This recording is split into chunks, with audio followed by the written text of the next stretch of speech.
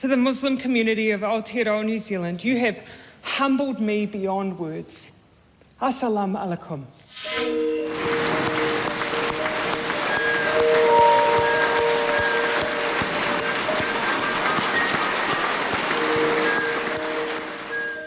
There is much we must all continue to do in the aftermath of March 15. I consider the work of the Christchurch Call to Action amongst them, and I feel honoured and grateful to continue work on the issue of radicalisation and violent extremism online. But the most significant task for us all, as a nation, is to live up to the expectations that those who experienced it have of us, to deserve their thanks. To the Muslim community of Aotearoa, New Zealand, you have humbled me beyond words. Assalamu alaikum.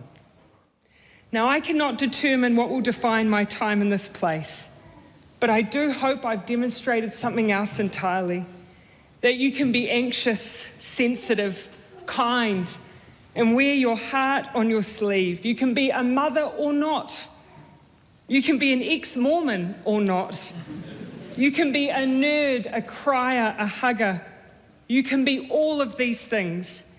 And not only can you be here, you can lead just like me.